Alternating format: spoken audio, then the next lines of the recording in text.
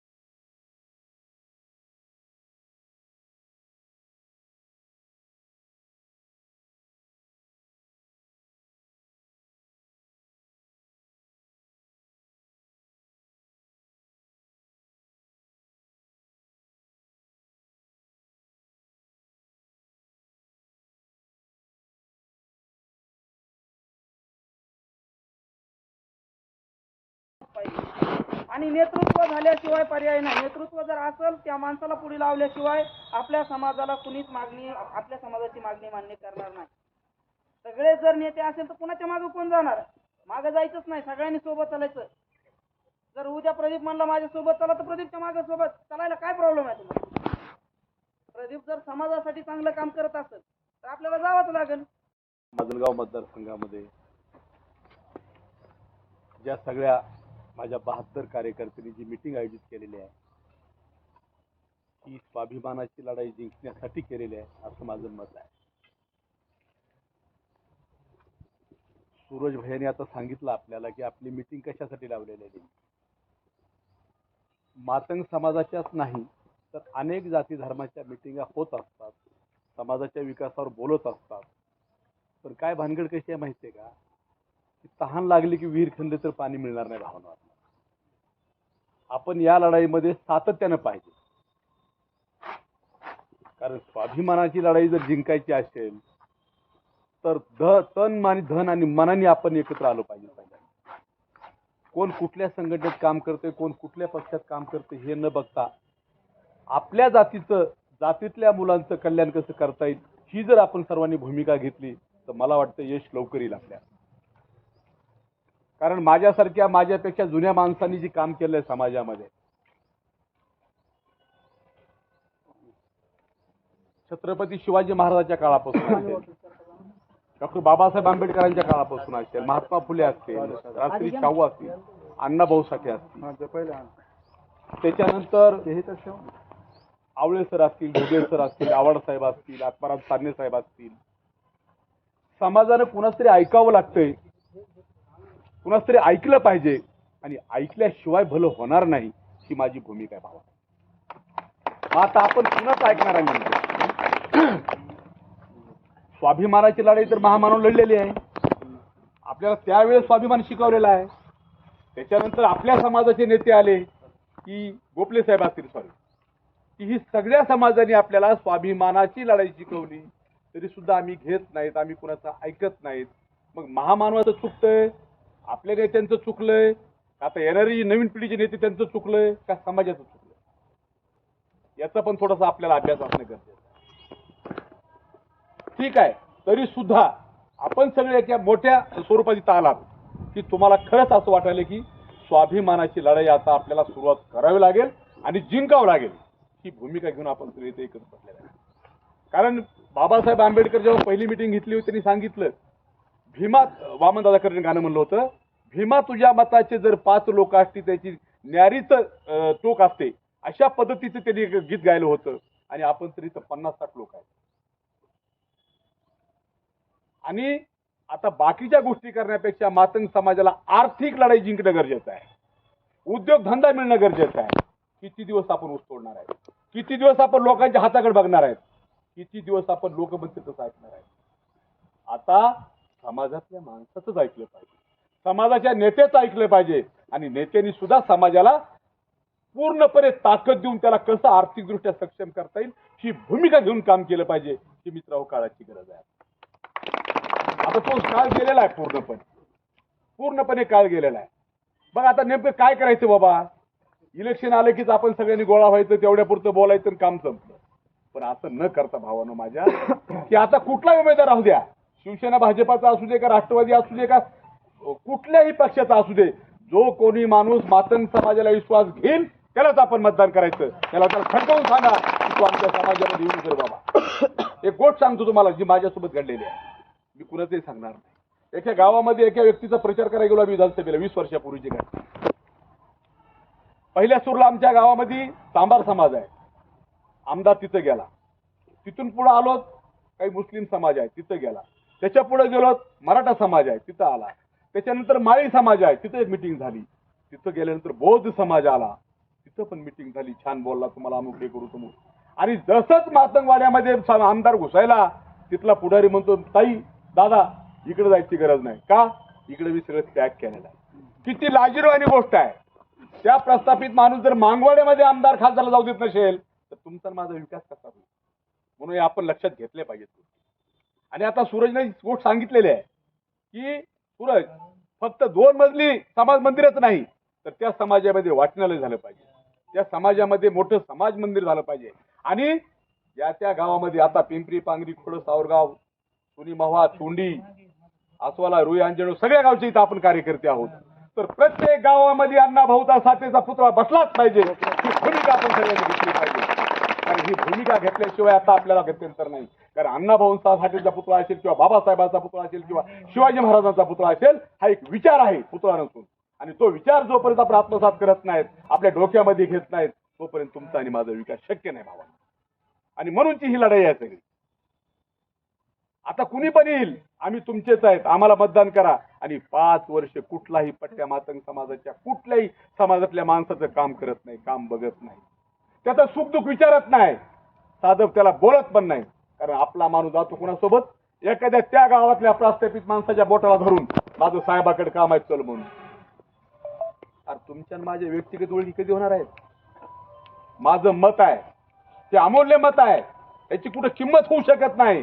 आणि किंमत न होणाऱ्या मताची किंमत आम्ही कुणीतरी सांगण्यामुळं कुणीतरी 10 रुपये खर्च करणार आहे म्हणून आपण त्याला मतदान करतो आणि 5 वर्ष आपण विकासाला वंचित राहतो. ठीक आहे लाजिरवाणी गोष्ट नाही वाटत का आपल्याला. म्हणून कोणी उमेदवार असू दे मी नाव घेणार नाही कुणाचं परंतु आपण आणखी 4 दिवसानंतर 5 दिवस बसणार आहे. कुठल्याही पक्षाचा उमेदवार असेल जो आम्हाला बोलविल आणि आमच्या मागण्या मान्य करून आम्हाला सांगत नाही की आम्ही तुमच्या सोबत आहेत ह्या तुमच्या मागण्या आहेत त्या आम्ही मान्य करतो बाबा तोपर्यंत त्यांना आपण मदत करायची नाही ही माझी तुम्हाला कळकळीची विनंती आहे. झरंगे पाटलांचं मला भारी वाटतं तिकडं शपथ पत्र दिल्याशिवाय मी तुला पाठिंबा देणार नाही. अरे मग आपल्याला कधी करायचं त्यांच्या आधी तर आपण चळवळ सुरू केली. मराठा समाजाला आरक्षण मिळव हे आपला पाठिंबा आहे. का पाठिंबा आहे की त्या सुद्धा समाजाने इतर समाजासाठी काहीतरी काम केलेलं आहे. शेतकरी समाज आहे मराठा समाज सुद्धा त्या समाजाने आपल्याला शक्य होईल तेवढी मदत केलेली आहे. कमी जास्ती प्रमाणात असेल कुठे कुठं अन्याय पण झाला असेल याचं एकतर्फीच बोलणार नाही परंतु शक्यतो आपल्याला मराठा समाजाने अन्याय मदत केलेली आहे. म्हणून आपण त्यांना आता त्यांच्या अस्तित्वाची लढाई आहे म्हणून त्यांना आपण सगळ्यांनी मिळून पाठिंबा सुद्धा आरक्षणाला दिला पाहिजे. मी ही माझी भूमिका आहे. पण त्या सगळ्यांकडनं मग राखीव मतदारसंघामधला उमेदवार असेल ओपन मतदारसंघामधला उमेदवार असेल कोणी असू द्या 2 मागण्या त्यांच्या पुढे मांडा सगळेजण मिळून किंवा आपण सगळेजण मिळून मांडूया की अण्णाभाऊ साठेंना एक भारतरत्न द्या ही तुमचं शिफारस पत्र केंद्राला पाठवा आणि प्रत्येक गावामध्ये 2 मजली समाज मंदिर आणि अण्णाभाऊचा साठा तुमच्या आमदार फंडातून द्या तरच तुम्हाला आम्ही मतदान करू. अशा प्रकारची सगळी मागणी करूया आपण आणि सगळे एका विचाराने राहूया. दुसरं एक तुम्हाला महत्त्वाचं सांगायचंय की मी जी उद्योगाशी बोलवली भाषा की आता ऊस तोडणे मजुरी करणे ही शिकले सवरलेली जी पोरं आहेत किती दिवस कष्ट करणार आहेत. शासनाच्या हजारो स्कीम आहेत भावांनो. एक तर अशी स्कीम आहे 90% सबसिडीची स्कीम आहे.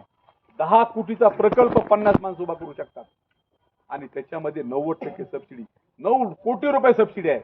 की असला काहीतरी विचार आपण घेऊया.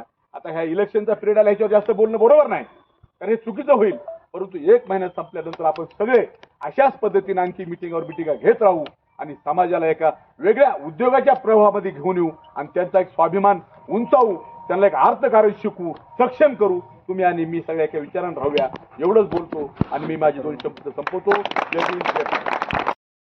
म्हणजे मातंग समाजाची बैठक आयोजित करण्यात आलेली आहे. कुठल्या विषयी आणि काय समस्या आहेत आपल्या माजलगाव मतदारसंघामध्ये समस्या आहेत ते माजलगाव मतदारसंघातील मातंग समाजाला कुठलीही राजकीय भूमिकेमध्ये आम्हाला विश्वासात घेतलेलं नाही. मग राजकीय भूमिकेमध्ये राजकीय विषयामध्ये जर मातंग समाजाला तुम्ही जर वाटा देत नसाल तर माजलगाव मतदारसंघातला मातंग समाज कुठल्याही आमदाराला पाठिंबा देणार नाही अशी भूमिका आम्ही या ठिकाणी घेतलेली आहे. मला सांगा भाऊ या माजलगाव मतदारसंघामध्ये मोठ्या प्रमाणामध्ये मातंग समाजाच्या समस्या आहेत. या समस्या सोडवण्यासाठी आपण ही बैठक आयोजित केलेली आहे का. होय मातंग समाजाचे जे प्रश्न आहेत गेल्या 30-40 वर्षापासून प्रत्येक 5 वर्षाला प्रत्येक उमेदवार येतो आम्ही हे करू ते करू किंवा सांगत तरी होते.